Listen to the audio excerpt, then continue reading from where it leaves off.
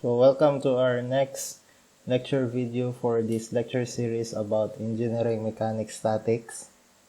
So for our next lecture video, we will discuss about the concepts of position vectors and vectors directed along a line. So before we will start about position vectors, we will discuss first a quick review about coordinate system in space. So we have here an example on how to determine the coordinates of a point on a space. Say we have an XYZ axis as shown in the figure. So just a quick recap on your geometry, analytic geometry. To determine the coordinates of a point on a space, you must determine the X, Y, and Z coordinates or coordinate of a certain point. So example for this one, we have, let's say, point A and point B. So if we want to determine the coordinates of point A, we just need to determine the X, Y, and Z distances from that point O, which is the origin, to point A, which is, in this case, for X, we have the distance is positive 4 meters. For Y, we have positive 2 meters. And for Z is we have negative 6 meters. So for letter B, or point B, which is located at this point, so as you can see, we have here the coordinates for X is this one, which is 6 meters positive. For Y, which is this one, is negative 1 meter. And for Z is, we have this one, which is the positive 4 meters. So that's how you determine the coordinates of a point in a space, because this is an important topic on solving for position vectors and vectors directed along a line. So after we know how to determine the coordinates of a point on a space, let's now proceed to the discussion about position vectors. So we have here an example of a position vector R. Basically, a position vector is a vector that is measured from 2 points in space. So let's start first with a position vector that is directed from the origin to a point in space with given coordinates. So to determine the position vector which is directed from this point, which is point O, the origin, to point P, which is any point in the space, we must know how to determine the coordinates of that particular point, let's say point P. Say the coordinates of that point P is X, Y, and Z. So basically this one right here is measured as X, this one is Y, and the distance right here is Z. So to determine the position vector R, you just use this formula. R is equal to the components of the coordinates, which is X, Y, and Z, Xi plus Yj plus Zk.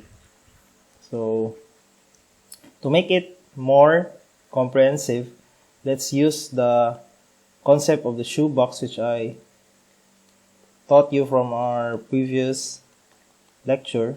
So remember to form a box wherein the coordinates of the box is also, or shall we say the dimensions of the box is also the components of the vector. So you can use the concept of triangle law, which is like this.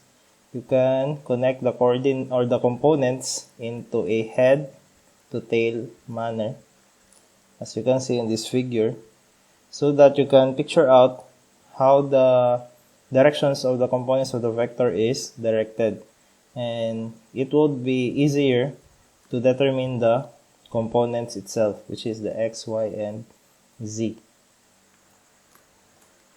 So in some other cases, a vector is directed from 2 different points in space, wherein those 2 points is not the origin, or basically those 2 points have its unique components or coordinates. Example of this one, of that vector, is this vector r, wherein it is directed from point A to point B, wherein these 2 points have their own coordinates. Say we have for point A, we have the coordinates of xa, ya, and za. For point B, we have xb, yb, and zb. So how do we determine the vector representation or vector notation of this position vector r using the components or the coordinates of these 2 points? So to do that, let's derive the formula first. So as you can see, vector RA and vector R is connected into a head-to-tail manner, making RB as the resultant of these 2 vectors right here. So using the concept of triangle rule or the triangle law, we can say that vector RA plus vector R is equal to vector RB. Then transferring RA to the right side, we can see that vector R is equals to vector RB minus vector RA. So we already know that RA here in this case is a vector that is measured from the origin to point A, and so the same goes by with vector RB, which is measured from the origin also to point P.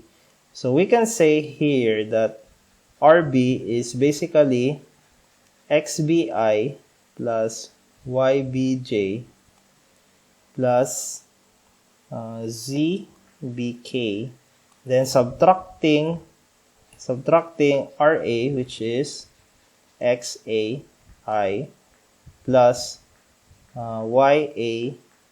yaj plus zak. So combining like terms, we will get these formulas for vector r. So combining these common terms ij and k, so we can get this formula. So as you can see, it is very easy to remember because you just need to subtract the components of the 2 points in the space where the position vector r is directed, wherein the components of the head, which is point B, is subtracted to the components of the tail, which is point A. So to have a visualization, if you draw a shoebox on this figure, it will look like this one. So using also the concept of triangle law, the x component of r is the difference between the components or the coordinates of the 2 points, also in y and z component of the position vector. So let's have an example problem for position vectors. So we have our first example.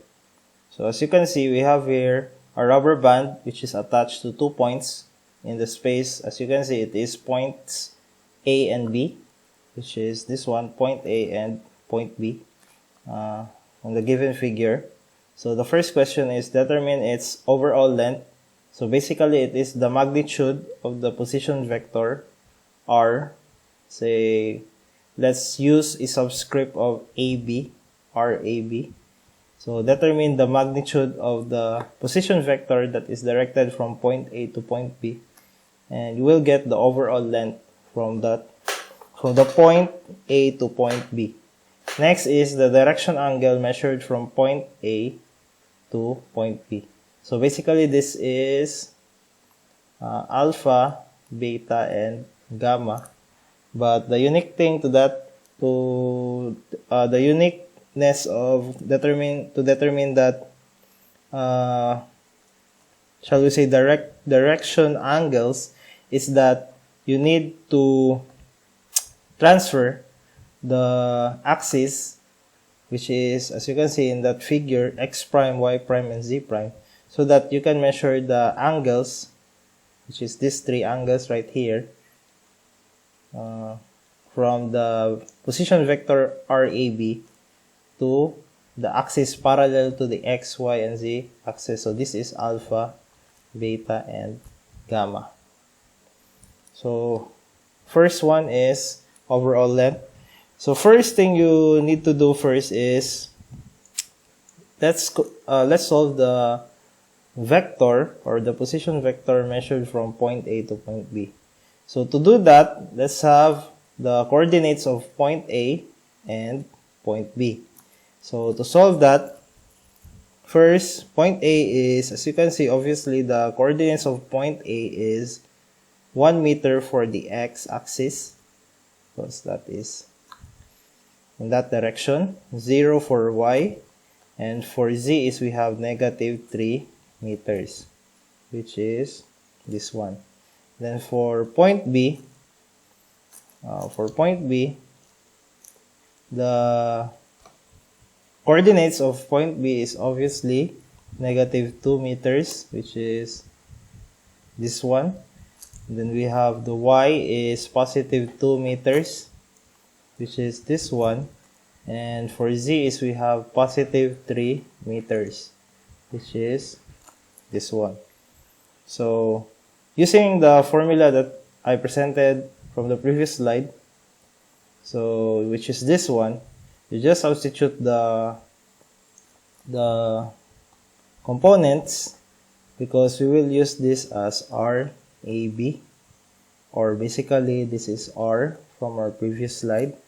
So subtracting the components or the coordinates of the 2 points, let's start with the head, which is the tail, negative 2, which is this one, minus 1 meter. Then we have 2 meters minus 0, because there is no y component of the coordinate on point A. And we have 3 meters minus negative 3 meters here.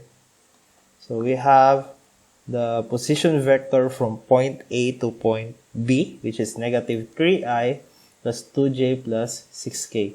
So to determine the length of the rubber band, which is, as you can see, measured from point A to point B, which is this line, you just need to calculate the magnitude of this vector, and you can get the length in meters. So from our previous discussion, to determine the magnitude, you just need to use this formula, negative 3 squared, which is the x component, plus 2 squared, the y component, plus 6 squared, which is the z component. Then you can get an answer of 7 meters. So that is the distance from point A to point B, which is also the length of the rubber band. So if you don't want to use the coordinate or the coordinates of the 2 points, there is an easier way to determine the position vector R using inspection only, or by looking at the figure. So example for this one, if you remember what I told you about the shoebox, you can also use that concept to determine the, which is this one, to determine the components of the vector. So as you can see, this is the shoebox right here. So as you can see, the x component of the shoebox, which is this one, is obviously it is 3 meters. As you can see, that is negative because its direction is going here. Then we have the y component is this one, which is positive 2 meters. Then we have the z component, which is this one, is also going upward, so that is positive 3 plus 3 is 6 meters. Or by using the concept of triangle law, you can also do this one. So that is negative 3 meters. And we have the y, 2 meters. And we have the z component, which is positive 6 meters. So it will look like this one. So uh, what you need to do here is to practice more and more to do this technique, because you need to have a good visualization of the points in the space and comprehension of the figure, so that it will be easier to track down the measurements in the x, y, and z distance from 2 points in space. So you will get the same answer, which is this position vector. So you will come up with the same magnitude, which is equal to 7 meters, by using the concept of, or the formula in solving the magnitude of a vector. So the next one is you determine the direction angles, which is the alpha, beta, and gamma. So as you can see, alpha, beta, and gamma can be calculated using this formula, lambda x, lambda y, lambda z, because this is equal to cosine alpha and cosine beta and cosine gamma. So we need to calculate this first, which is the components of the unit vector. And the unit vector can be calculated using this formula. The vector itself is equals to its magnitude times its unit vector. So using this formula right here and interchanging its components, or expressing it in terms of the unit vector. So as you can see, we have already the values of these two. We have position vector r, which is equals to negative 3i plus 2j plus 6k meters, and we have the magnitude of 7 meters here. So simplifying, we have this one. So we have here as, this one is lambda x, this one is lambda y, and this one is lambda z. So we can equate this one to the cosine of the direction angles. So by doing that, we have this one. So alpha is equals to r cos of lambda x, and we have beta equals r cos of lambda y, and we have gamma is equals to r cos of lambda z.